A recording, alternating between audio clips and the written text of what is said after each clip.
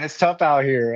Shoot, in Arizona, just trying to survive the daily. But the weather was amazing today. Went out to a couple of these showcases. I missed one, ACP. Man, what is up with the super graininess of just the lighting? The lighting is terrible here, but I guess I can't complain so much.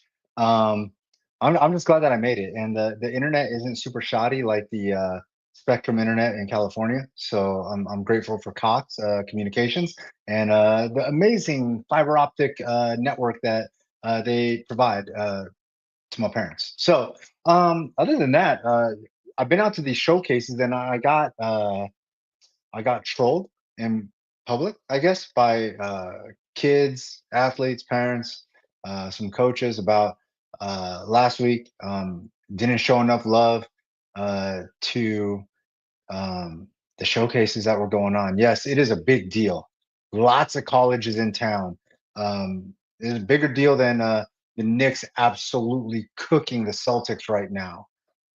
Hopefully, my guy Gridiron will do right by me and do just a little inside the numbers segment on how great Jalen Brunson is the greatest Nick of all time. I don't know about it. Look. I'm making the argument, but I don't know how much support I'm going to get. Shout out to my guy Devin Horn, always a supporter, and his partner in crime. I've seen them at all these showcases that I've been at. Um, Pete No has been out there heavy. Um, Speaking of out there heavy, um, BJ Media been going crazy with the content, and Adam Beadle been going crazy with the content. Both these guys absolutely out there hustling, going to showcase, school to school, campus to campus, putting their feet on the soil. Uh, and I just think it's cool because like I kind of look back and I'm like, dang, dude, this is stuff like back in the day, like um, me and Cody used to hit all these things. We used to make sure that we put our feet on the soil at all these schools during these practice weeks and things like that. It was always important. Like I saw I saw AIA had a big like media meeting and stuff, and things that are important. I think is that like the quote unquote media that supports all these kids and tries to do their thing. I think the important thing, like Ralph Amson. I remember one year. Um, uh, I want to say it was like even before uh, Arizona Varsity, before he took over Arizona Varsity. Um, Dude, he used to go hit the most remote areas of the state, and he used to try to hit like two games in a night, maybe stretch it out to like three games, and just get pictures, create content. Maybe it was like right at the beginning of Arizona, the actual quote unquote Arizona Varsity.com absorption. Right after, obviously, like because he had Seatown Robinson and so on. But like, there's so much media out there, and I know like the Cronkite kids assigned and doing certain things, but um, the way these young kids just watching them, I guess that means that we're OGs now. Like I've joined Gridiron in the OG phase of my life for this, which means that I'm probably close to like the end of my time. Um, just Philly, yes, you heard me correct. That's just Philly. Yeah. Hey, Dev, you are a basketball guy. You are a basketball guy.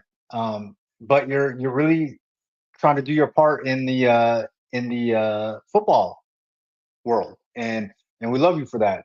We're embracing you. We're accepting you. You're that guy.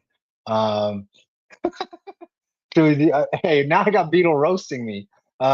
Because no, I didn't call myself quite Unk yet. I think I can fall in line with like Big Bro or something like that.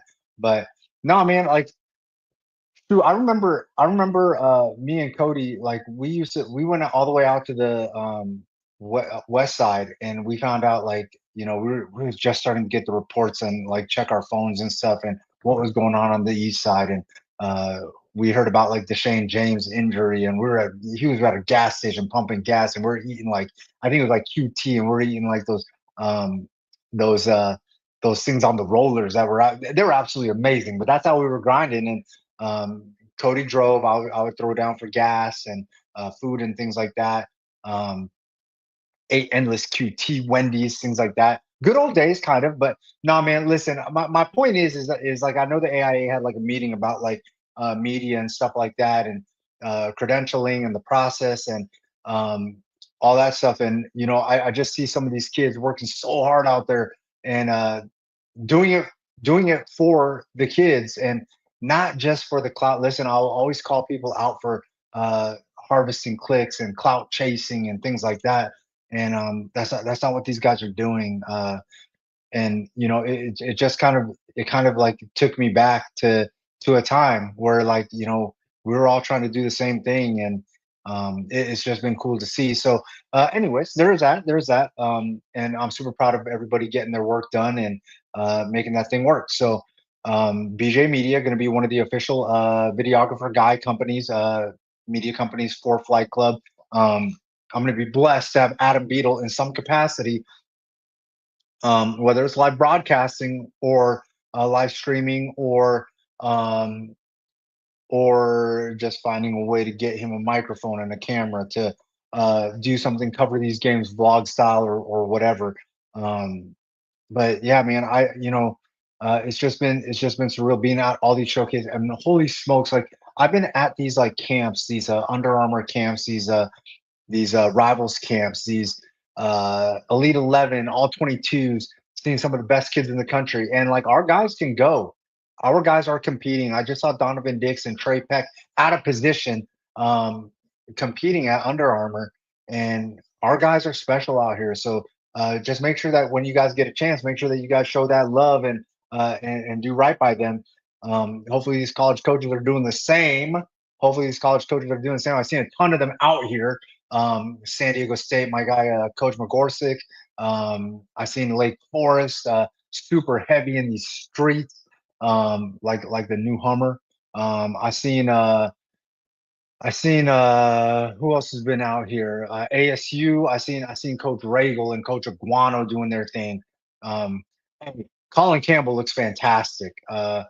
Like, I saw him at ASU last year at a game, and he looked good. But like, he looks fantastic, and Malachi Joyner too looks special. Like, this line looks better than that line from a couple years ago, which maybe Gridiron can shed some light on. The last time that Williamsfield won a championship, they had this super duper ginormous, supersized offensive line led by like Noah Nelson, who went on to Oklahoma and stuff, and another kid that went to Oregon State, and then another kid who was an absolute dog. Um, and they won a championship that year. And this looks like they're following in the same. John Booker looks good. Uh, the running backs are solid. Barjona is throwing the ball well.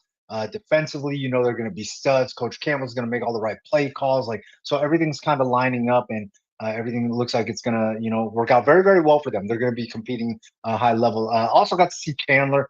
Coach Wisdom is getting things done over there, and I know people. You might remember me and Wisdom weren't like all like on the same like wavelength at one time, but that doesn't mean that I don't have respect for his knowledge of X's and O's and how well he knows the game. Also saw Hamilton. Um, I saw Coach Pebler working hard out there with the offense. Coach Dixon doing his thing, of course. And they got some young guys. They got some young guys on the sidelines. Their 29s look absolutely crazy. I got to show some love.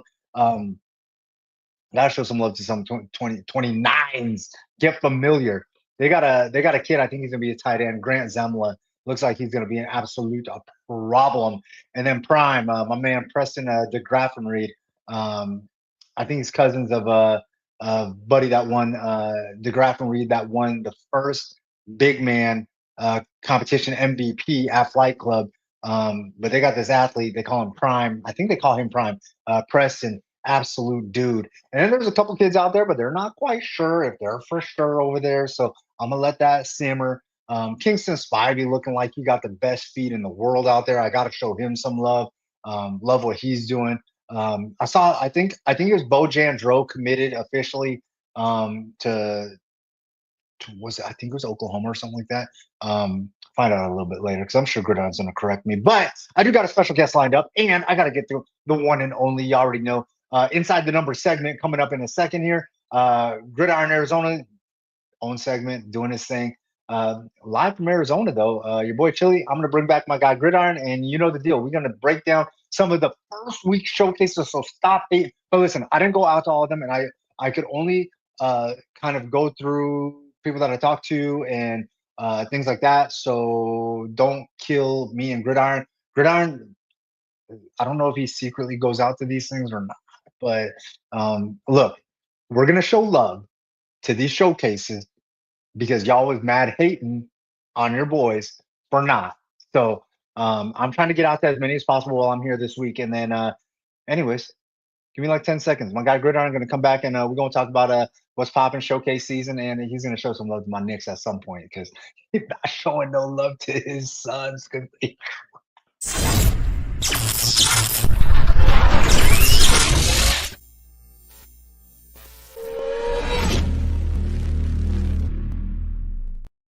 You gonna pay it back before or after?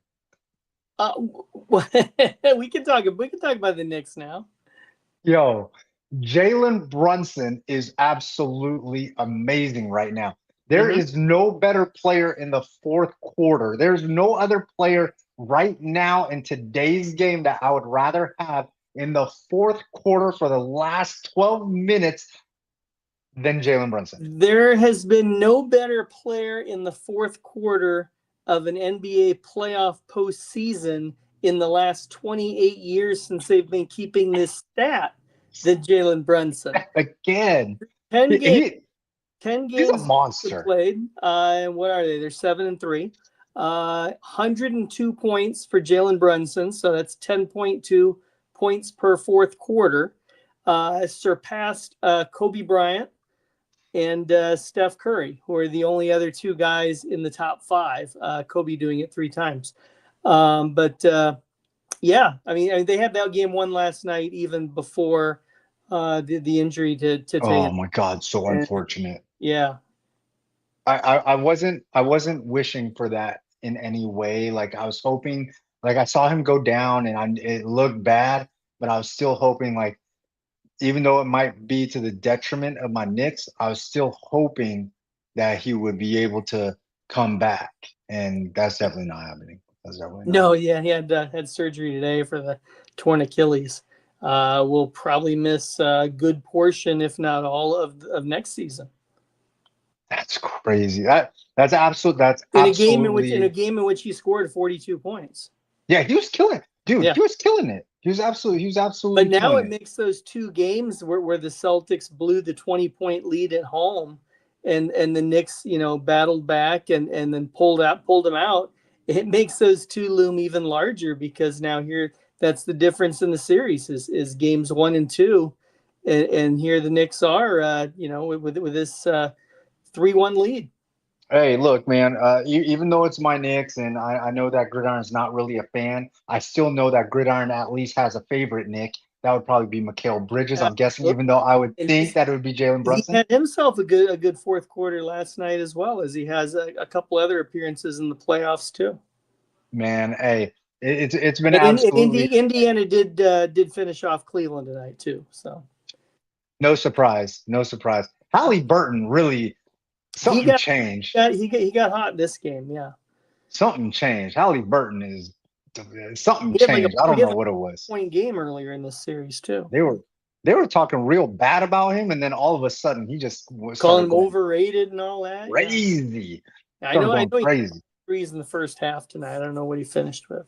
All right, but circling back to my Knicks real quick, just for 2 seconds until we go inside the numbers, I did see the one and only. I think they call him the mayor of Chandler or whatever, but one of the favorite media members, Brett Quintine, New York guy. And we're discussing. Yeah, of course he. I see him post about Penn State, and I see him post about Texas and Syracuse. He shows love to Syracuse, and I know he's a big baseball fan. I know he's a Yankees, Cubs. I don't hear him talk a lot about the Knicks, so I did not know that. It's been tough for a while to talk about the Knicks. So. Yeah, true. That's true. And since he's such a baseball guy, he converts pretty quickly. Like once we're out of football season, if the Knicks are doo-doo, then he's ready for baseball. Yeah. Yeah, he's already ready for spring training and stuff. So once baseball starts spring training, he's good to go with the Yankees and the Cubbies too. I know he's a Cubbies fan. So and he's been killing it with that MLB Bros thing. If y'all Yeah, haven't been paying attention, make sure going. y'all show my man some love. Hey, he's really been killing it, like doing a great job with the interviews. And they're not the corny typical like, oh, last game you did this, this game is coming up. What do you think? Like he's getting into some real like conversational type stuff, which I think is super dope. So there is that. Yeah. Anyways, I did say that we were gonna go show some love to the showcase. So anybody Well, tuning in and now, we left off Williams Field part two, and, oh, you saw them tonight, and I had to it go looked good. I had to dig up my article on the championship game from 2019 that they won. I knew it. I told Adam Beadle that. Defeating Campo Verde for the 5A championship that year, 19-0. And I dedicated the article that in that game for the post game to the offensive line, and it was all seniors: Noah Nelson, Luke Mustis, Adam Reed, Cooper Darling, and Andrew Garcia. And then you also had Josh Gale, who was a tight end on that team. That team had 2,000-yard rushers on it. This year's team could have 2,000-yard rushers on it. I don't know what the dimensions of the offensive linemen are for this year, but that team they averaged 6'6", 295 going across the O-line. That's gonna be And tough. then it was Nico Jandro today that committed. Nico, my bad. Yeah. Bo Jandro got an offer from Texas earlier in the week. I just saw Jandro. If he ended up going to Texas, and the other one's in Oklahoma. Red River rivalry. Yeah. Isn't that what it's called? Red River shootout rivalry? Red River shootout. Yeah. I don't think they're supposed to say shootout anymore, but we'll call it that. Okay. I think they just call it the Red River rivalry now. Let's see. So. Oh, Devin wanted to show some love to Pete. Pete, no, but few know Pete. Yeah, I saw. I like the way he did that. Here this week, hadn't seen Pete for a while before this week. No, he's been out there working heavy. And BJ Media's been to 20 total teams so far, and that's before you get to who all he'll see tomorrow at day 2 of the CUSD. And I think Adam's closing in on about number 10 tonight. So I'm not trying to make the rounds. I'm not trying to compete or compare with the young guys. Oh, I'm not either. But I do wonder if Adam and BJ are hitting more schools than me and Cody hit those 2 years. Either of those 2 years that me and Cody were at our peak. They might be knocking you down, just like Brunson is making his way up the list there. Hey, look, if you're gonna smack me in the face but show my Knicks some love, it's all good. It is all good. We can do that. But hey, look, we do got to go inside the numbers. We do got it. There's no way. There's no way that's happening. Don't put that in the universe. Please do not put that in the universe. Come on, man. I thought we were better than that. All right. Hey, anyways. One thing that we are gonna do is we are gonna show some love to these kids that balled out, that kind of stood out at these showcases. Some that I saw live last week. Yeah. Some that I saw live, and some that I talked to some people about, and they gave me the info on who was balling where, who looked good. I was out there at the Phoenix Union. I only saw a couple teams though. One of them being Cesar Chavez. Mason Penrod was throwing the ball really well.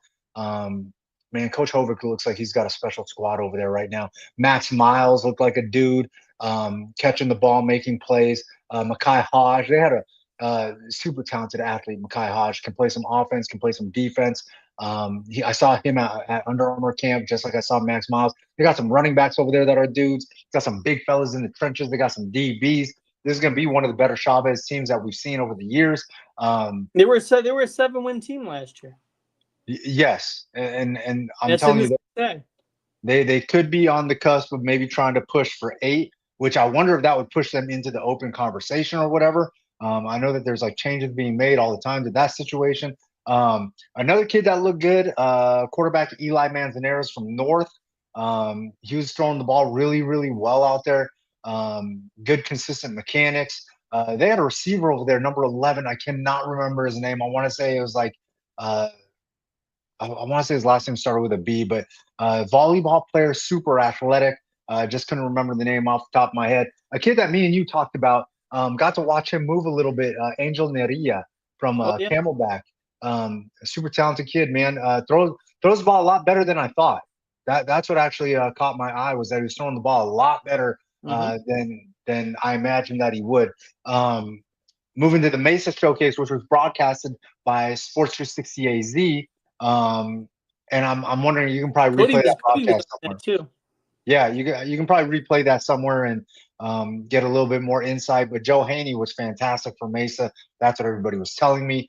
Dobson had a couple kids that were balling. Coach Newcomb's squad over there. And then what's it called? Making our way down to Tucson, Ironwood Ridge. The story out of there was this defensive tackle who I absolutely love from Ironwood Ridge. Brady Allen looked fantastic. Moving to the West Valley Showcase. I don't know if I'm going in order or whatever. I think I'm not, but it is what it is. There was a tight end from Valley Vista who I've been following for a minute, 6'9". Probably could be a power forward, small forward for the Suns right now. Amir Richards from Valley Vista. A little thin, but super athletic and can do some things. And 6'9", I mean, he's got some length and he can, obviously go up and go get it. There's also a pair of athletes, one athlete and then a receiver from Desert Edge, also at that West Side Showcase. Marshawn Coleman, an absolute dude who I know Coach Henry always raves about him, thinks that this kid's got to be a spark plug for him, both sides of the ball. He's going to be a glue guy for them, making sure that stuff's accomplished and doing some of the little things. This is a kid that, could break out and have a big year. I believe he's a 27. And then they have a wide receiver, Trevion Dixon. Kid can go. And Desert Edge, they got a ton of athletes out there, and these two guys could break out for them. Listen, we know about the Jelani Georges and the Jalen Easterling Floreses and the Mikhail Davises and the Cameron Hamiels and stuff.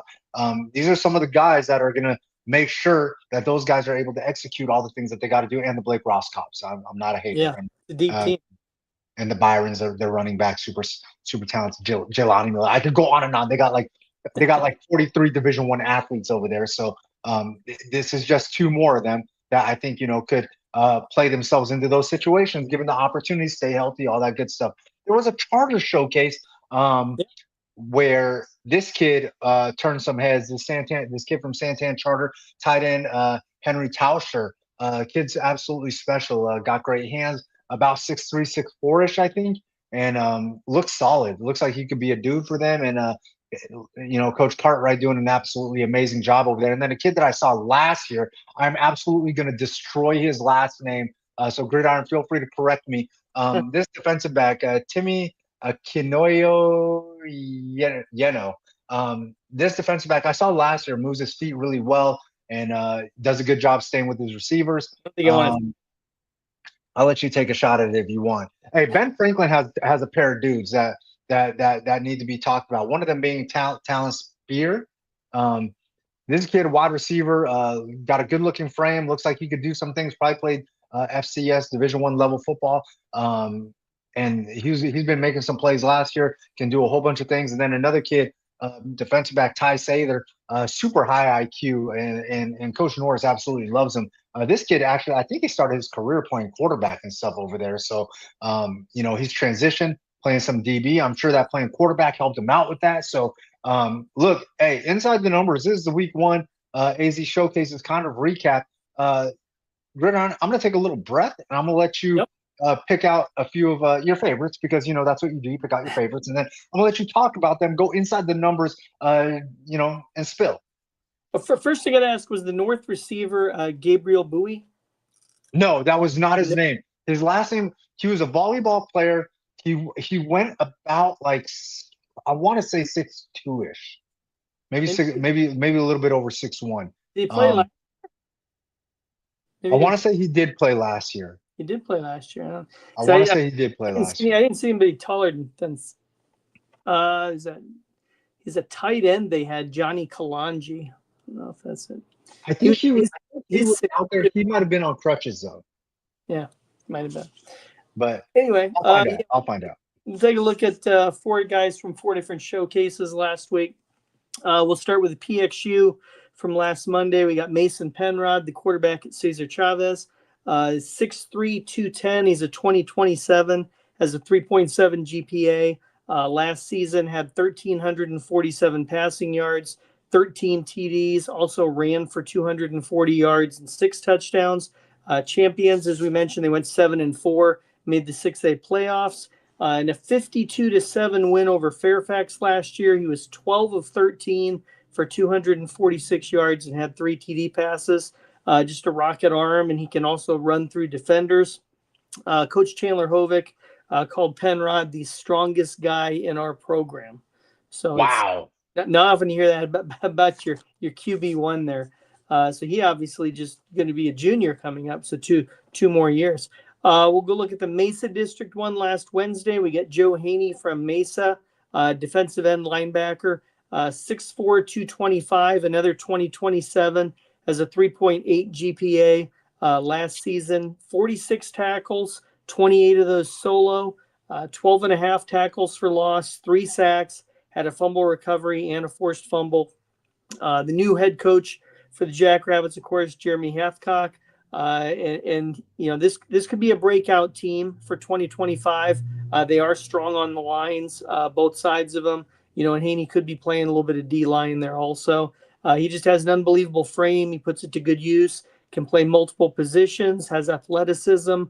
Just got his first offer right shortly after the showcase from NAU. He's been working hard.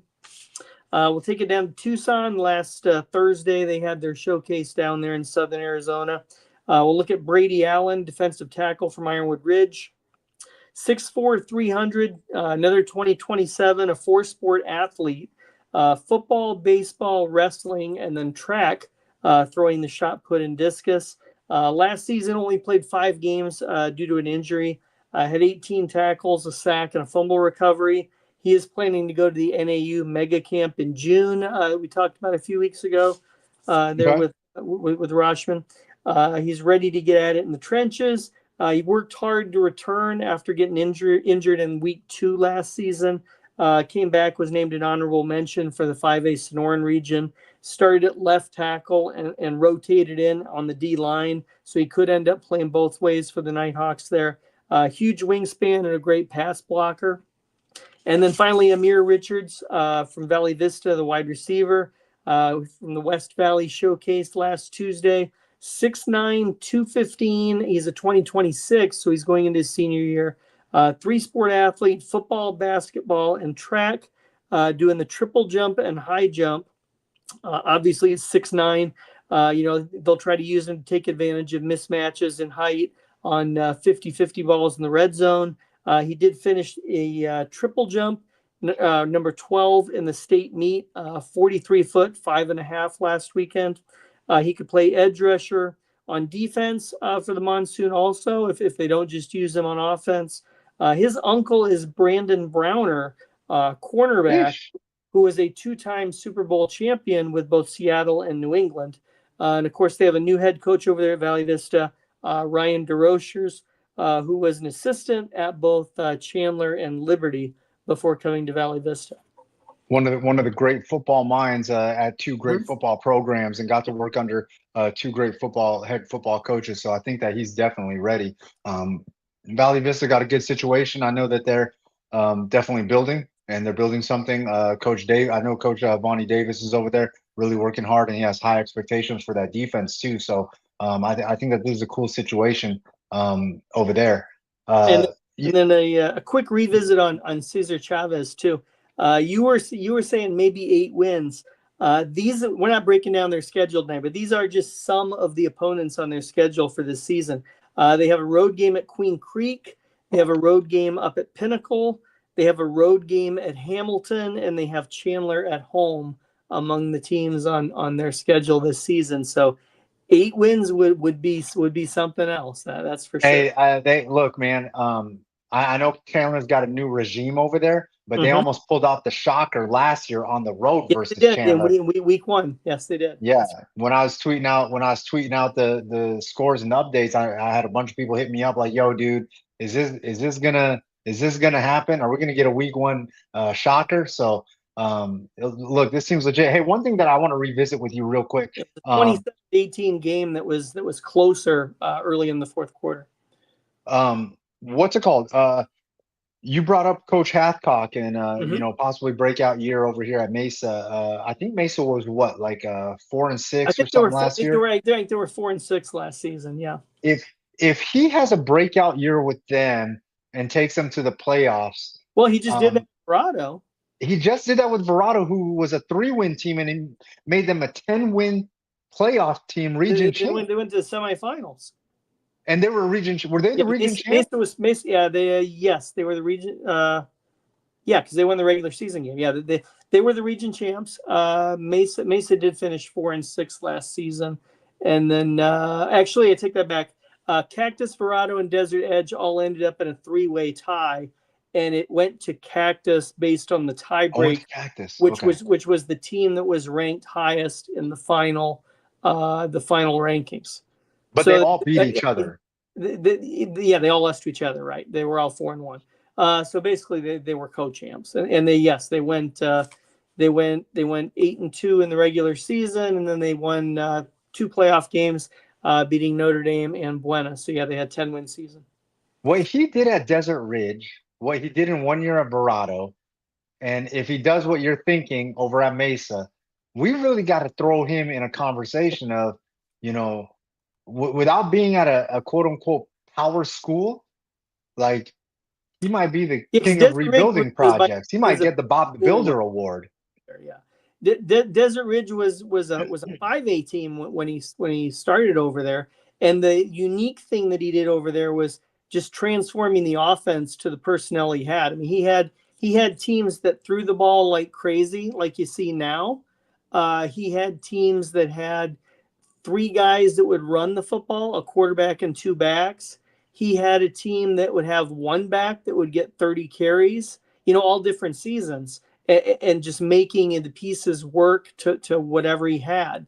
And eventually Desert Ridge grew and the school, it got larger in enrollment. They moved up to 6A and they played Hamilton in a state championship game in the 6A and played them to a one-score game. Man, And I gotta they say, went to another. They played Centennial in the championship the year of the super division. that's right, they did because they beat Chandler that year. Yeah, they beat Chandler in the rescheduled. I think that was the rescheduled rain game. If I might be off a year on that one, but yeah, they beat Chandler that year. I think that was with. Was that when Perkins was still there or no? Might have been. No, it was with Was the kid after Perkins, That's right. Mason Moran. Mason Moran. Yeah, So so they played Centennial in that Super Division year 2015. Yeah. that was a great year of football. That was a great year of football. Our favorite. Man, look how dapper you look. I didn't even notice you with the flexing the button up, and Yeah. as our guy Eric Newman would say, the best looking guy in sports media, high school sports media in the country, in the country. So yeah, man. Hey, real quick, it is showcase season. We've been doing these things for like 6 years, 5 years, 6 years. The 6 years? showcases, the Yeah, showcase 6 years, 7 years. were pre-COVID for sure. Because Yeah. So so maybe 2018, something like that is when those started. and I know Red it, Mountain was the originator of those. and yeah, that's right. Red And Mountain and then Coach Lawson. after everybody saw that, they said, "Hey, how do we get in on one of these?" And lo and behold, we've got now Everybody a now solid 2 week is it 2 week or three? I guess a 2 week 2 weeks, and two week run where everyone's kind of got their niche in there, and most schools, most of the big schools at least are at one at some we point got over. we Tonight got was we got this amazing smorgasbord buffet for all these college coaches. One of them I'm going to be bringing on here tomorrow shortly, is the North Valley one that's going on. I think it's up at and Pinnacle. Tempe, And Don't forget. Tempe district's got one Don't tomorrow. hate. And then the Don't other three hate schools in the Chandler district are going off tomorrow. in the Like morning. Steele and Perry. Yeah, man. Who am I skipping? There's a lot of places to go. I'm Yeah. putting some miles on the vehicle. But what's it called? And now in addition, in addition to the annual showcases, we have an annual way to end showcase season. And that's with the very, very cool, very, very popular Lake Forest camp Yes, with our guy, Coach Catanzaro. it's called the Mega Camp The mega camp. It going wasn't on the Saturday. mega camp before. You If I had remember, Coach Cat on the show earlier, and I know that they were getting close to running out earlier this week in terms of their spots, and it's some unbelievable number of colleges that are going to be there. It looked like, I don't know, 60 or so or something like crazy like that. yeah. No, Yeah, it'd be a lot Coach of Cat's people connected. watching the reps this weekend. So Coach Cat's connected. Like he knows people. He knows people. He knows a whole lot of people. So I'm questioning his basketball knowledge at times, but he does know a whole lot of people. We are hey, speaking of which, this is a great time to just transition. I am going to bring Coach Cat on the show. Gridiron, I appreciate you hanging out. Men lie, women lie. Gridiron don't. The numbers have always been there, been taking care of us since way before my time. So Gridiron, shout out to you and all that you've done. And you're a hero to many college coaches too. People don't know. Make sure you're following at Gridiron Arizona, the originator of the all the articles that you do, ArizonaVarsity.com and Sports360AZ.com. yeah, You know, the Eight Shining Stars, the recruiting page, the manual scoreboard, the yep, manual yep. scoreboard. Um, I'm I'm thinking that we might need to bring the manual scoreboard, a manual scoreboard to Scores during Fight spring. Club. It's 0-0. No, there are no scores Oh kept man, track. man, hey, um, you know what, Demarcus? This is a great question, and I am going to ask Coach Cat coming up next. I don't Give know. me give me 10 seconds, and Gridiron, we're gonna say goodbye to All our guy right, great. Gridiron. Okay. I'll catch up with you a little bit later, and appreciate you always doing your thing for the two piece and inside the numbers. Gridiron, I'll holler at you later on down the line, and I'm gonna bring Coach Cat on coming up in 10 seconds. Cool. All right.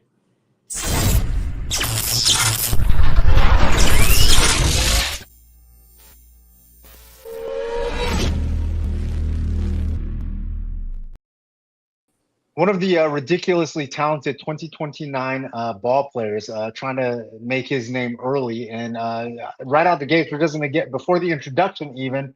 I see you, Coach Cat.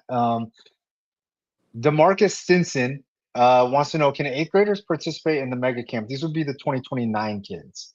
So if they're 2029, they can, yes. So classes of 26, 27, 28, and 29.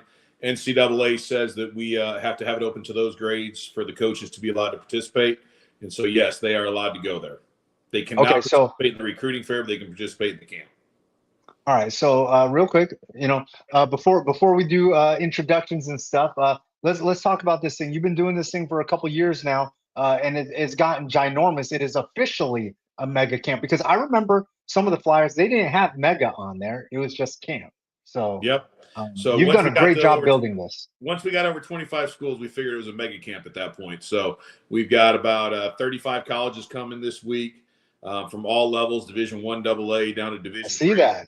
The Division 1A schools have a hard time going there with some of the compliance stuff because if they've already seen somebody, they can't see them twice, and it counts if they're at the camp, even if they don't talk to them. So Division II, Division III, Division I AA, we've got 3 1AAs there, and that's where it's kind of grown the most this year is adding 2 more 1AA schools and helping those guys that want that FCS, approach. But we invite everybody, any coach that wants to come. If some coach isn't on there and they want to come, they're welcome. And listen, I'm not going to say that you're old. The only people that think that Patrick Ewing is the greatest Nick of all time would say 1AA because most people are saying FCS. Just to be clear, Sure. just so you know, we're still friends. We're cool. I just wanted to let you know the hip kids are saying FCS. So for my hip listeners, FCS schools are now in attendance because they weren't before, and now Coach Cat with all his connects, you keep growing this thing. Last year you had like 500 kids out there. Like, are we expecting the same numbers this year? No. So last year it grew up to about 550 by the time it was all said and done. And coaches called me and I said, look, we can't do that number again. We want to keep it closer to 450 this year. So we're really, unfortunately, kind of shrinking about 100 opportunities. But I think for the safety and the reps of everybody, we were able to get a lot of great work in the indie periods, but when we went to competition, you can only have so many guys going at once when you're doing one-on-ones and things like that. And I think the offensive defensive linemen were got enough reps, but I think that some of the wide receivers needed more reps last year. So we did cut the registration down a little bit. Where we're going to cap it at 450 this year.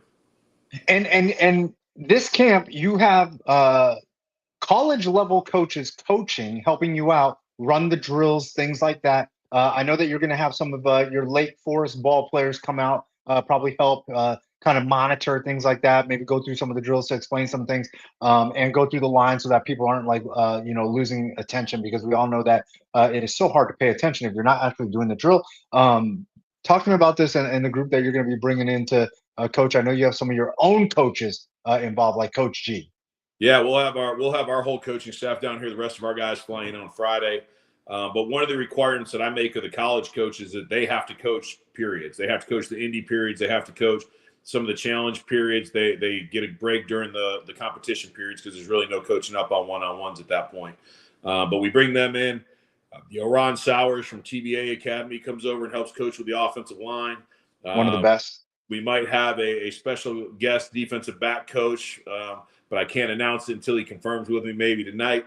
But it's going to be good, man. I do require those coaches because I think it's important for the players to evaluate the coaches as much as the coaches are evaluating the players. If you got this coach from, School X and they're out there and they're kind of a no energy, not real giving you any touch points or helping you get better. Like, is that the kind of person you want to go play for?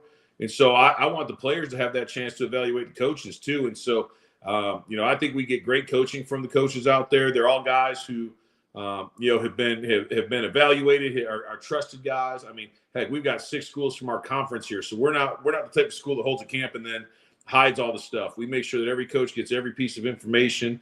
It's also not a combine. We're not doing testing. We're going out there and we're doing football because we want to see if players are, moving like our players do. Okay.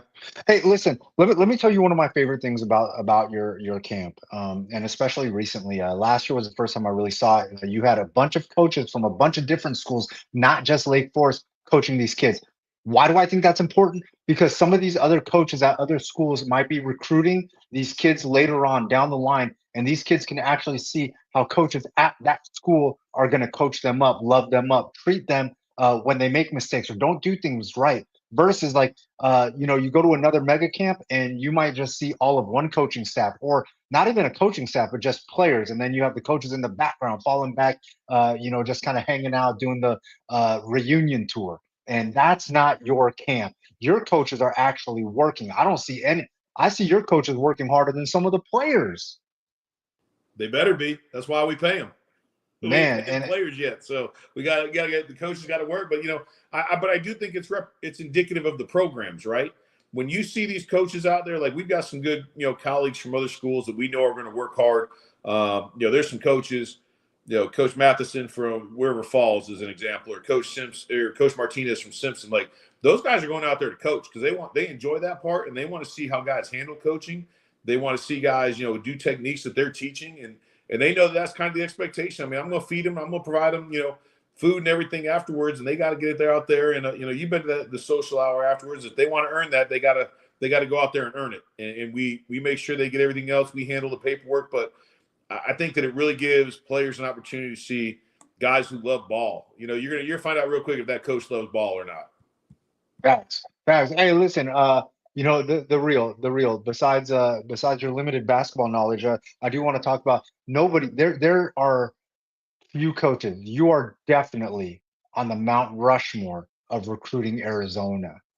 As a D3 coach, do you feel like that's been harder to do thanks to things like the evolution of like the portal and NIL and things like that? Or do you think some of that has made it easier because the portal's so full and that stuff? Yeah, I appreciate the Mount Rushmore. I guess I'm just still trying to catch up to Charlie Regal after all these years. So, if I can get up there with him, I think that's pretty good. I think that the portal, that is what it is. I think where that's really changed is now a lot of your Division II schools aren't recruiting high school kids. They're recruiting out of the portal. And so maybe kids are taking a look at us a little bit earlier in the process. I also think that because we're still a scholastic recruiting school, I mean, we're going to recruit high schools. I want guys because I believe we develop. I think when guys come to our place, they develop at a very high rate. And it's hard to do that with transfers because you have to unteach them where they were before and now teach them the new culture. And so I think that, sometimes we get the right kid in that situation, we're going to take them. But we're still going to recruit the scholastic model at the highest level and make sure we find the best high school players. So for me, it's still just hard work, meeting coaches. I mean, this year was kind of weird. There were a lot of new coaches in Arizona. There's a lot of new coaches, but sometimes it was just a familiar face at another school. Seeing Coach Wisdom over at Chandler, like I've recruited him when he was at Horizon, when he was at Desert Vista. So that's not a new person to me. It's just in a new uniform. And so, seeing Coach Zadesky up at Shadow Ridge, and I know that was a year ago, but like just having those same people, they know the stories of the players they had at their other schools come play for us. And that makes the story resonate at their new place as well. Hey, look, I don't want to put you on the spot, but if I don't put you on the spot, I'm not really doing my job. I am curious, not playing favorites, but what was the coaching hire here in Arizona that you were like, dang, dude, that's a hell of a get for that program. Oh man.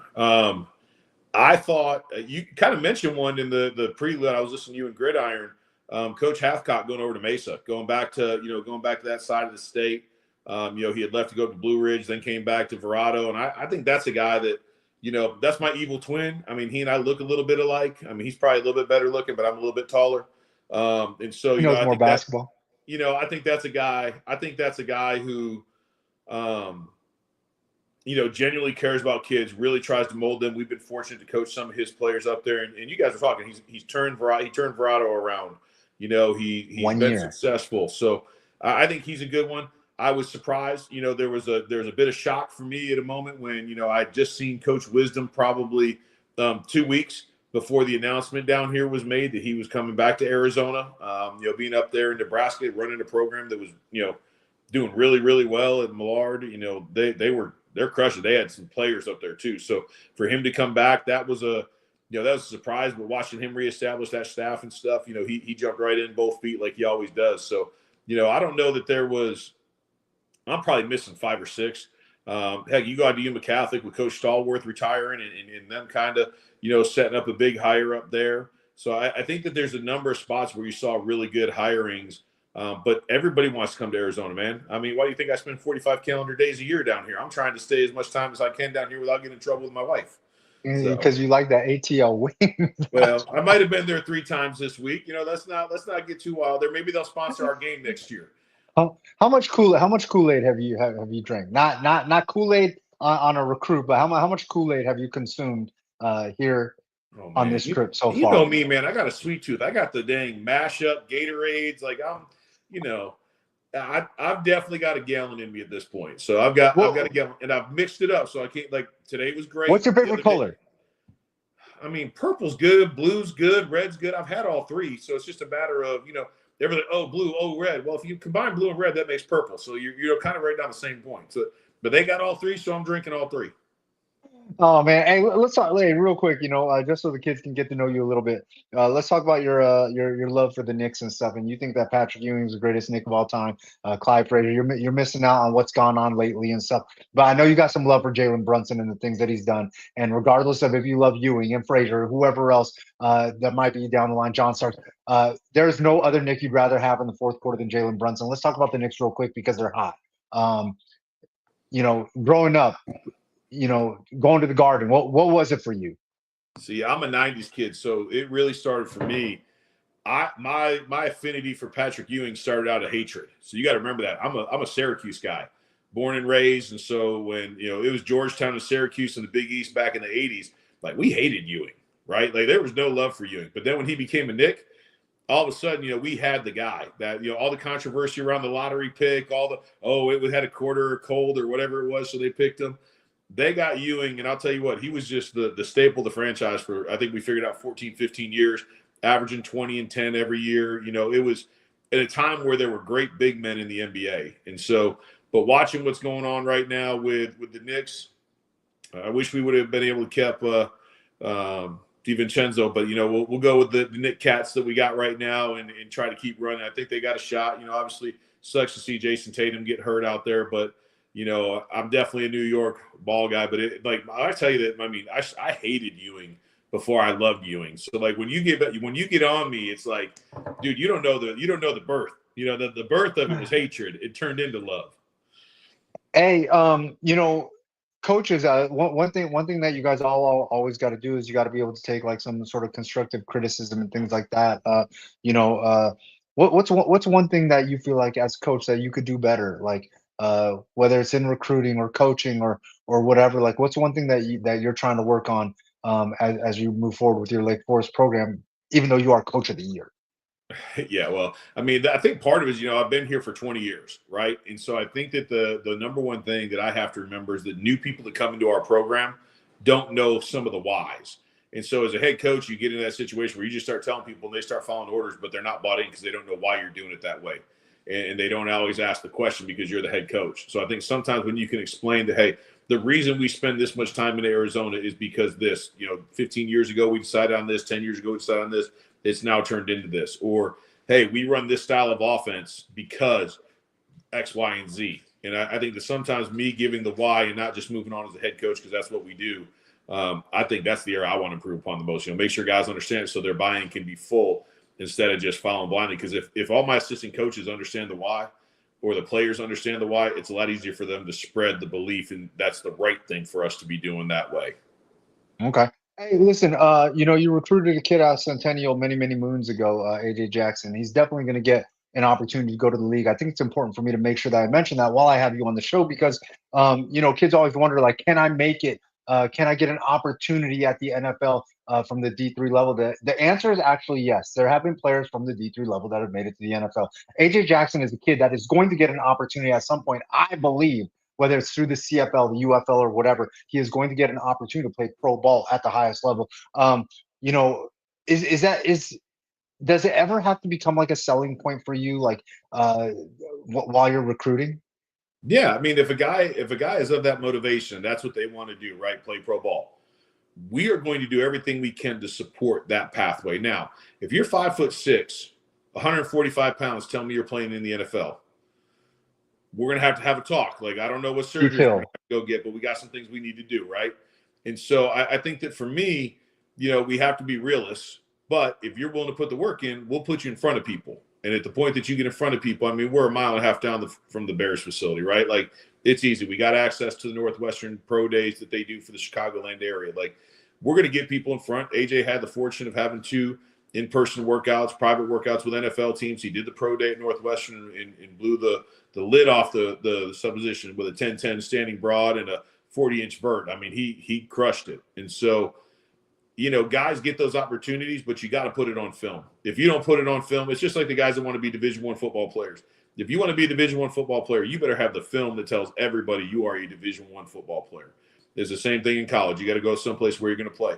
It does you no good to be on the bench for 4 years at a Division I school thinking you're getting to the NFL just because you're at a Division I school if you never play. If you go someplace and you dominate, you're going to have your shot. But again, it's a very small number to make it through that needle, man. No, for sure. And besides the football, besides the pro football dreams and things like that, the life after football, a lot of Lake Forest kids that come through there and finish live very, very comfortably, do very, very well for themselves. And I know people are super concerned about D3 going to debt, like can't afford to pay it back. You have a lot of programs that help a lot of kids with financial aid and things like that. Coach Cat gets his hands dirty, and he will help you fill out them forms and get you in touch with the right people. True? False? True, to the most part. I don't know if I'll get my hands dirty. I'm not going to break any rules, but I will make sure No. I don't mean get your hands dirty like that. I mean that you will make sure that you do the legwork to connect them with the right people in administration or whoever that has to push the papers along to make sure that kids can qualify.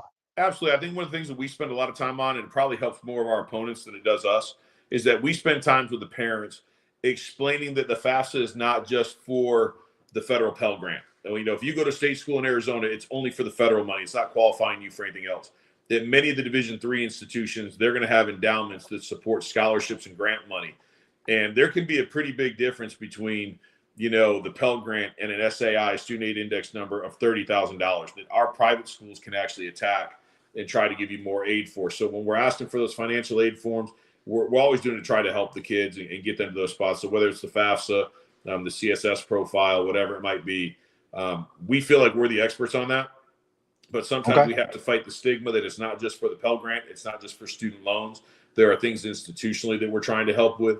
And I think the more that we can do that, the better we make those opportunities available to the young men that we're recruiting, that other schools might be recruiting as well. We're doing some legwork for them too sometimes.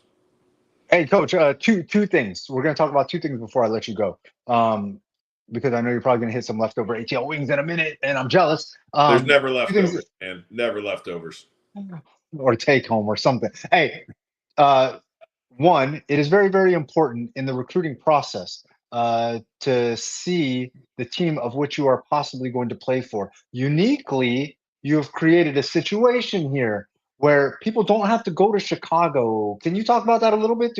Is that something that we can discuss? Yeah, absolutely. So September 6th, this year, 2025, we are hosting a home game, a Lake Forest home game here in Arizona. You know, we're going to have 52 guys on the roster, as long as they all make it through camp, from Arizona next year. And then you got to get a tattoo. Yeah, here we got to in get the tattoo. We got to get the tattoo. So the nice thing is we're playing a game in the East Valley. We're going to host it at Hamilton High School. Their coaching staff, Coach Dixon, their administration from the high school level, Coach Banaszewski and other people all the way up to the district AD. Love Coach V. Super helpful to us. They're making this happen for us. So on that Saturday night at 6 p.m., we're going to play Claremont Mud Scripts out of California. Two teams that have been in the Division III national playoffs.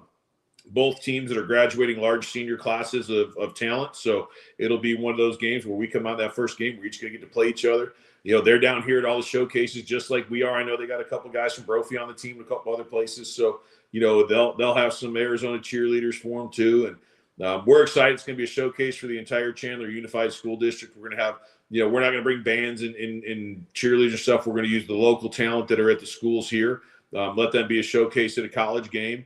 Wow. We're also not taking any of the ticket sales or concession stand sales or anything like that. We're letting the school booster clubs keep that stuff so that they can kind of support their programs. Love that. But you know me, man, we want to get as many people out there so they can see small college football. The Sun Devils in Tempe, they're going to be out in Mississippi for an away game that night. So it's a great opportunity for people to see some small college football that they usually wouldn't get to see and support a bunch of Arizona guys. I mean, there'll probably be about 65 Arizona high school graduates out there on the field between the two teams. And I think that's pretty darn special. No, that's going to be amazing. We got to make sure that we fill that place up. It's going to be absolutely crazy. And, whatever support that I can help you with, I definitely will. I got to make sure I'm in town for that game because going back and forth to California and stuff. Listen, I know you got a ton of AZ kids on your roster.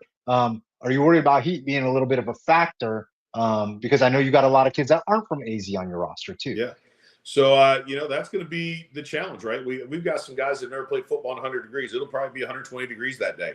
And so we're going to have to teach our guys and hopefully the leaders who are from Arizona, guys like Thomas Chesro, Richard Stallworth, whoever it might be, hopefully those guys are doing a good job explaining to everybody, Preston Mosier, Michael Kelly, telling these guys, you got to drink water starting here. You got to be, if you're not a gallon jug a day guy, you're going to struggle when we get out there and you need to get ready for it. We're going to come out a day early, get some heated climatization for our guys during walkthroughs and things like that. But, I think that we're going to do a good job educating them. I think they know, it's going to be kind of a cool thing. Our last game we played in the playoffs was in -8 degrees. The next game is going to be 120 degrees. So that's a pretty big swing between two games. And, our guys just have to be ready, man. It's going to be a great challenge, but I don't think I'm going to have to give a pep talk that week. I think there's going to be enough players fired up to come home that, I'm going to be a quiet coach that day. What color unis are you coming out in? Are you going to break that out, or is there a uniform reveal later on? We'll be in black on black. I love that. Hey, we are who we are, man. We are who we are. I'm not, man. Gridiron shaking his head. No, don't do it. Don't do it. Last thing, I am curious, and I'm always curious about this stuff. And this is going to put you on. This isn't going to really put you on the spot. This is hopefully to help. The showcases. If there was anything that you could change, what would it be? For me, I would want all the kids to wear some sort of number jersey with a list, a roster that corresponds accurately. That's just what I would want. Maybe you want something different. I'm curious. Is there anything that you would want to see more of, or whatever? Maybe there's like drills or certain things that you can think of, or consistency across the board, or something. Like, is there anything, any suggestions that Coach Cat would make if he could manipulate that thing? Yeah, I'll give you two. The list with the matching number would be huge. That to me is like, we go a place, if they're all wearing a, just a white t-shirt, and or they're just wearing the team t-shirt, there's no number on it, we can't identify who it is. That makes it a little bit harder for us as coaches to get super engaged. Like, we're trying, but unless we start pulling coaches aside and getting them distracted from coaching, sometimes it's hard to tell who some of those kids are. If you're the 6'7", 345-pound offensive tackle, like, everybody can identify who that is, right? But the guy that's a 5'9", 175-pound slot receiver, I can't tell you who that is some of the times. I think the second thing would be, and I know that Coach Nick Gertz used to do this at Canyon View. That's something he stole from one of our camps that I thought was a great idea. He put different guys in different colors based on their GPA, so that coaches would know. So if you're not going to list the GPA on the sheet, because certain schools can only recruit certain GPAs. And so if a kid's going to be there, it helped the coach identify, these are the kids I should recruit. I shouldn't look at these other 10 kids. They don't have the GPA I'm looking for. So that made it a little bit easier to evaluate guys at different places. Or I think he actually did it where seniors were in blue and underclassmen were in orange, or whatever it is. So things like that, where you can really help coaches identify, providing them the academic information, as well as identifying who the kids are. Those would be two things that, for me, if you're taking your team to a showcase, please, as a high school coach, if you can do that. I don't care. I mean, I don't remember who it was. It might have been Coach Lopez back when he was at Marcos Deniza or something like that. Like, there were people who just get like white T-shirts, and the kids would write their number on it so it wouldn't get ripped. They couldn't hand out the jerseys. So they would all just show up in white T-shirts and put their name and their number on the back. And I'm okay with that too. It doesn't have to be fancy. Your kids might not like it, but at least we know who that is. Or if there's going to be, we saw this morning, two kids wearing the same jersey number, and they're both in, blue number 74 or black number 74. Like, sometimes it's easy to tell, sometimes it's not. Like, we got to know, man. And we want to make sure we're evaluating the right kid, because if we evaluate the wrong kid thinking it's so-and-so, like, all of a sudden, we just made an evaluation on a kid, right, or that's going to be wrong. Like, we thought it was somebody else. We said, yeah, that's tough. That kid's too stiff. That kid's too tall. He's not tall enough, or whatever. But it ends up being we were looking at the wrong kid. Like, we don't want to have those bad evals. And again, we're going to watch film and do all that stuff, but we're down here for such a short time that, these 2 weeks are awesome. We get to see a ton. And as we make those notes, we just want to make sure we do a fair job evaluating these kids. All right. Hey, before I let you go, one last time, is there any plug or whatever regarding your camp that you'd like to give? Hey, if guys are interested in coming to the camp, they need to get signed up. We had less than 60 spots. Not a lot of spaces left. We had 60 spaces as of Monday. We are less than that now. When it closes, and we are not going to go past that 450 number this year. So if guys are interested in signing up, I'm sorry, but like, you got to get it done. We can't wait. Most likely no walk-ups either. There will be no walk-ups. So there will be no walk-ups. There's no walk-ups. No. Okay. There's no way this will not close. I can assure you this will be closed probably by tomorrow night at the latest. It may be closed during the day. Hey, Coach Cat, I really appreciate you. I'm definitely going to be out there. I want to see some of the talent out there, and I think you guys do an amazing job, and I definitely want some of the free food too. So sounds I'm going to good, be out man. there working. Can't wait. We'll talk to you. All right, Coach. You take care. Greatest kick of all time, Jalen Brunson.